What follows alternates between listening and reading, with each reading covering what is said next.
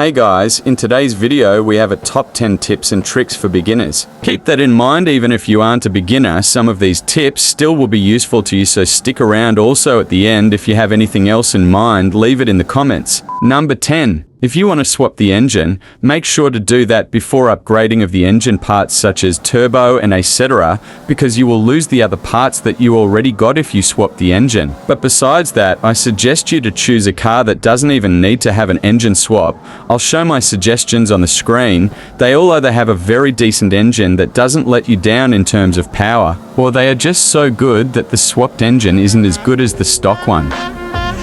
Give it to me, I'm worth it.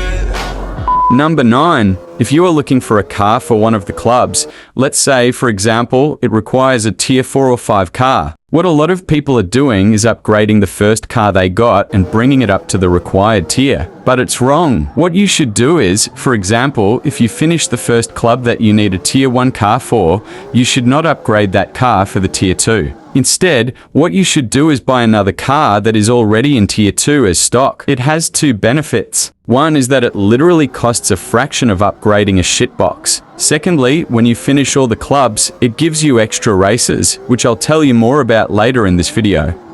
Number 8 is about the type of tires. Most of the players don't know the difference between the 2 types of tires. In the tuning shop, if you look at the left side of the screen as you choose different tires, you can see the options. 2 things change. One is the profile size, and the other one is the grip percentage. The thicker the tires be, the higher profile size you have and the more grip it will have. So now you know the different types of tires, but how to actually know what to use in different situations? Well, simply, if you have a low power car, you should go with the sport tires, especially if you want a drift car. Also, if you have a car that has too much power and it doesn't let you drift smoothly, the sport tires are the right choice, but sometimes you just want something in the middle. So you need to adjust it with a different size of rims. I don't want to make this video confusing, so I'll just skip that topic. If you're still confused, don't worry. You can simply find a video of me with the car you need, and if it's from the past few months, it will have the tunes.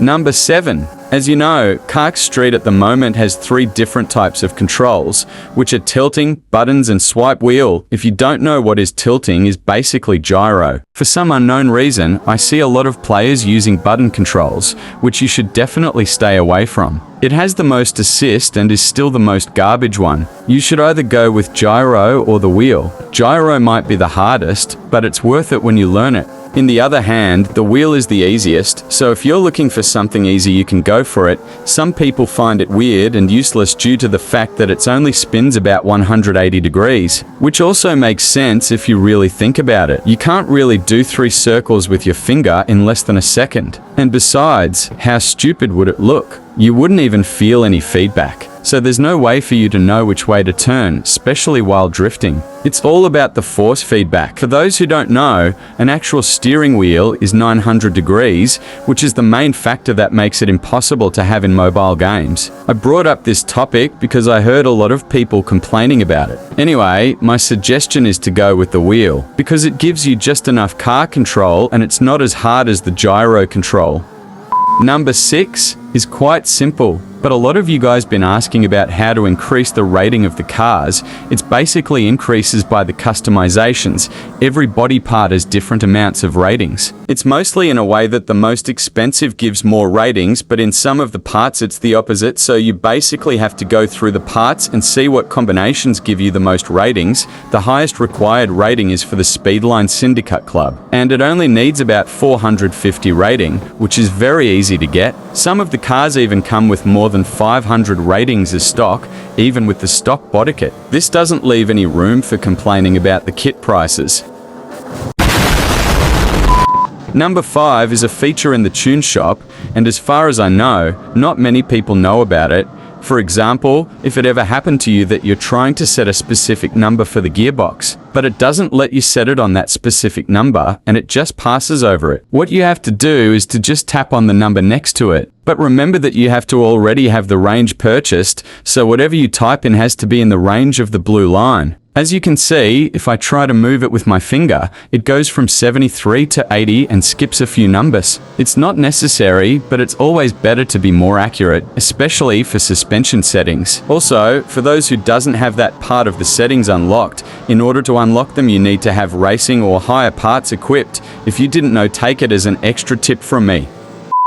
Number 4 is about the transmission. If you're still using automatic shifting, you should just get used to manual shifting. No matter how much you try, manual shifting is always better. It might take a while to get used to, but it's definitely worth it. Some of you might say, oh, when automatic transmission is easier, why would I use manual? Well, it lets you have way more control on the power of the car, especially while drifting. The automatic will always shift late or not at all. For those that they doesn't even know how to change from automatic to manual, you just have to open the settings and the go to controls, then you'll see the option for it. Also keep that in mind. The tunes that I usually give in my videos are all for manual transmission, so it won't really work properly while using automatic shifting.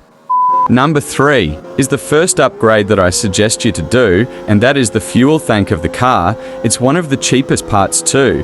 The reason is that when you get the ultimate fuel tank, it literally doubles the capacity of the tank. And the reason for it that you can still fill the whole tank. Also, when you're taking fuel, you have a few different options, which if you go with the sport gas, it gives you about 30 kilometers more top speed. But I won't suggest it at all specifically if your car isn't fully upgraded.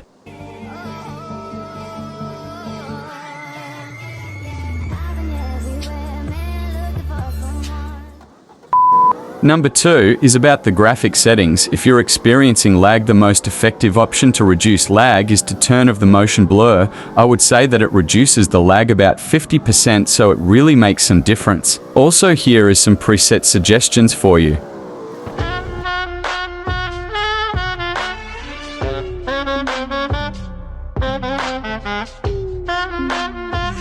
Give it to me, I'm worth it. Baby, I'm worth it. And the last and the most important one is having OG subscribed. Anyway, thanks for watching. I hope that this video been helpful.